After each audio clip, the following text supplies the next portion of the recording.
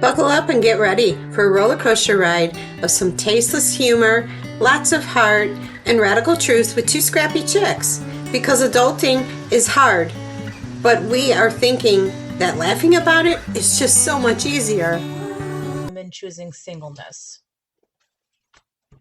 And the information that I'm sharing is really for all generations, here to support all women who feel the desire or need to choose singleness, whether that is something that you would like to be temporary or to be permanent. I'm here to support you and meet you where you're at.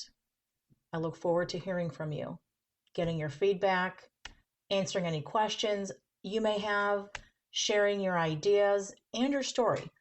You can reach out to me or Ginger if you'd like to be a guest and share your story. I want you to know I feel so privileged to be able to have this platform and to be able to share this with a very dear friend, with Ginger, who's been a very good, kind, understanding support. And hopefully I am that to her as well. She says that I am. I hope that I am. And I want to be that for you as well. And so does Ginger. And the reason why I'm doing this series is because of there's just so much out there that's happening. And I'm really seeing and so encouraged by the women that are out there speaking up, standing up, and finally saying, enough is enough. I'm not participating in this current system. It's broken.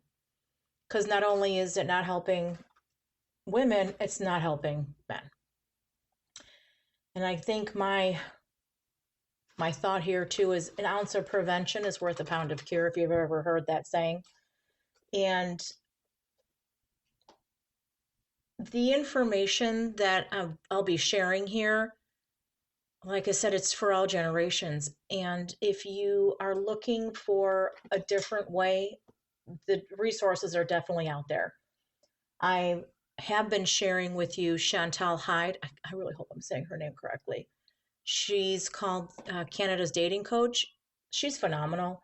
You got to check her out, especially her uh, lives that she does and the way that she is really working so hard to get the stigma out of what they're talking about with body count, which is really confusing to me. If you've Our podcast is actually coming out tomorrow that Ginger and I were talking about, and I'm going to reiterate that here is that forget about double standards. It's a no one situation for women when they talk about body count, which by the way does not matter for anybody. Anybody who says that to you has issues, and you need to move on and remove that person from your list of potential possibilities for a relationship. Um, and it's such a conflicting message for women, especially that how many people that you may or may not have been with is going to then determine your value to certain guys. We're not going to say men, because men are rooted in the present, rooted in reality, and they're confident. They're not obsessing about rules for your body before they even met you. We're not playing that game. We're not playing that anymore, especially when you hear the guys out there complain that, women are just being gold diggers. They just want a free meal, because they truly do expect, and they have said as much, that a woman is expected to be intimate with them because, hey, they took you on a date. They bought a meal for you. You know what I say? Keep it. I'll pay for my own meal. Because if you're going to use body count against me, which is not a bad thing, why shouldn't a woman have experience and know what she likes and learn things just like guys do? The thing with guys is that, especially the ones that have, control issues, very emotionally immature, they don't want to have anything that you can compare against them. So they're feeling inadequate. They're feeling insecure. And the more experience you have, the more you're going to be able to compare. The more you're going to be able to say, yes, I like that. No, I don't like that. I would like this. No, I don't want that. So it is truly about your autonomy. So she really talks about, and this is Chantal Heide, that you really need to give yourself a lot of time. And I have really given myself a lot of time. Boy, I'll tell you, it's so important to put yourself first. And sometimes doing that, especially as a woman, can be really difficult because you have so many voices and so many people pulling you in different directions that want something from you. And when you try to do something for yourself, oftentimes, you'll get a lot of pushback and you'll get a lot of criticism. I'm here to tell you it's fine. Let them complain, let them criticize. This time, as of right now, is your time. And you're going to focus on you. We're going to focus on you. And this is also extremely critical. And this is another reason why I feel so determined and so motivated to start speaking about this, is that there's a lot of statistics out there, and it's very alarming. As you know, we're hearing about a few cases, the Tepe murder, and there was another one here in Oswego. And it's just the ones that we hear about. We're not hearing about all of them. And I thought, I'm going to look for the statistics because I've read some, heard some, but I want to go to an organization and get this information so that when I tell you something, it can be quantified, it can be validated. So I went to the World Health Organization, the WHO, and the overview of violence against women is predominantly perpetrated by men. Some of you are not going to be surprised. I certainly am not surprised. And this includes various forms of violence, such as intimate partner violence and sexual violence.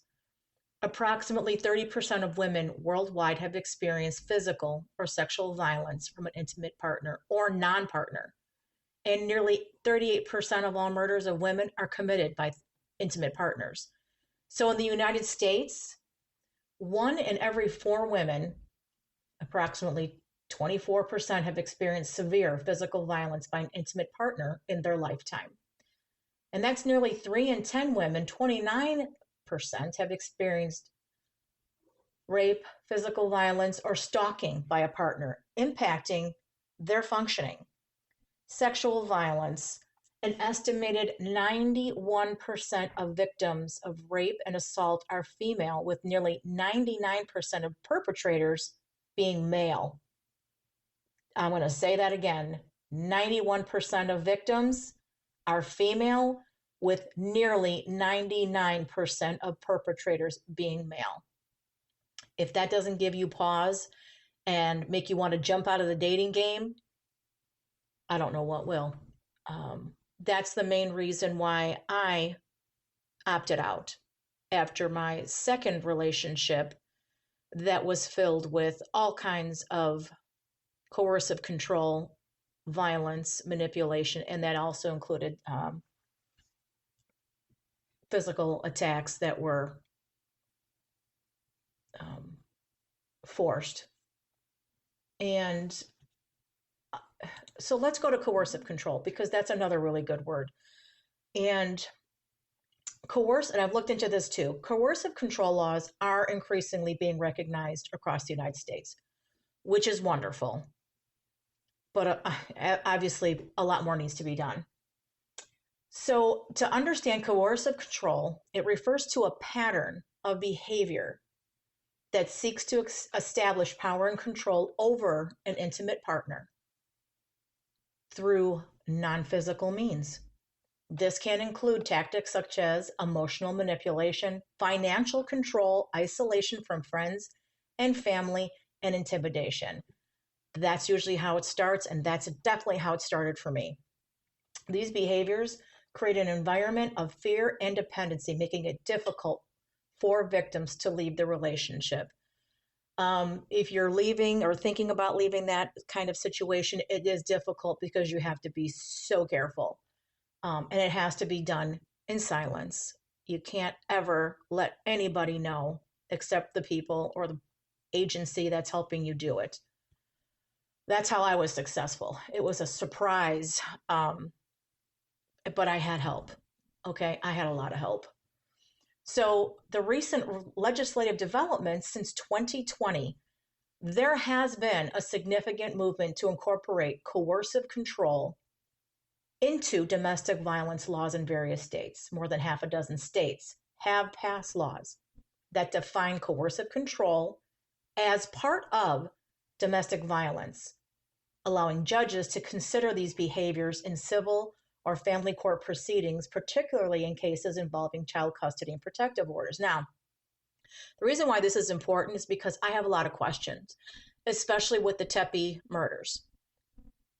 This has been an ongoing situation for them. This guy didn't just pop up after 8, 9, 10 years and then just show up and cause and do this to this couple.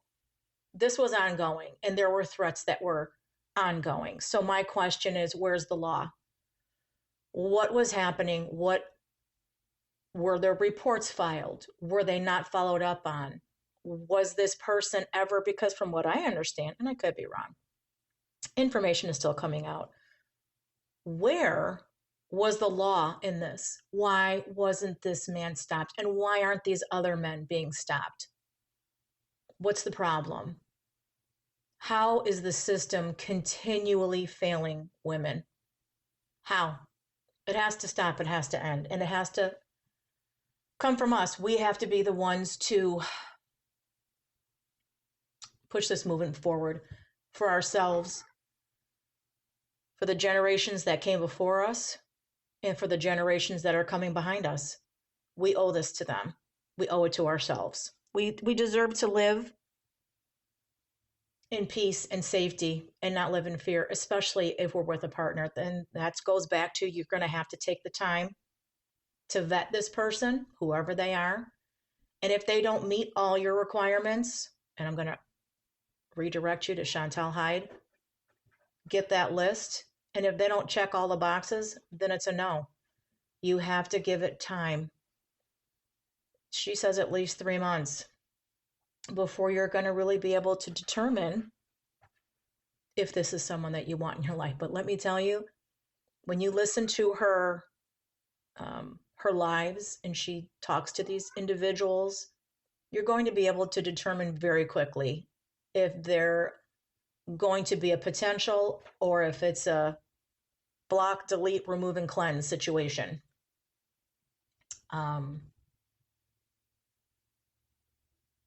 Yeah, it's just, like I said, it's going in a good direction, but it needs to happen faster. And I want to know what the answers are. And if anybody out there who's listening has any additional information they can share, please share it. It's very important for all of us. And like I said, you want to be a guest, you want to talk about this, you have information to provide, that would be very helpful. Everybody would certainly appreciate that. I know we would. So the growing recognition of coercive control in the U.S. law reflects a broader understanding of domestic abuse that encompasses psychological and emotional manipulation, not just physical violence. As more states enact and refine these laws, they aim to provide better protection for victims. Okay, well, I want to know where that's at, because that may be the aim. But as we know, laws are no good unless they're enforced. So what's the problem? Where's the gap? What's the problem? I want to know what the problem is. So if anybody has any information, please let me know. I will be providing a link to a website, and the website is Legal Clarity, and it says, is coercive control illegal? How the law can protect you. Can it protect you? We're going to find out. So I'm going to leave that in my show notes. I will be providing more information as time goes on. This is my first episode in terms of an introduction as to kind of where we're going. Oh, and I also wanted to recommend a book, The Chalice and the Blade. For all my ladies out there, all the generations ahead of me and all the generations coming up behind me. Ladies, get this book. It's going to absolutely floor you. So informational, so educational, and so empowering. I am looking forward to bringing you more information, sharing more resources, and hearing your stories. And I would love to be able to have you on our show as a guest. So contact me or contact Ginger, and we look forward to seeing you join our Facebook group, Two Scrappy Chicks podcast. Take care, everybody. We love our scrappy peeps. So thank you all for joining us and becoming part of our flock. So please like, subscribe, and share. And if you don't like us, unfortunately, yo mama. But if you do like us, we look forward to seeing you next time on Two Scrappy Chicks.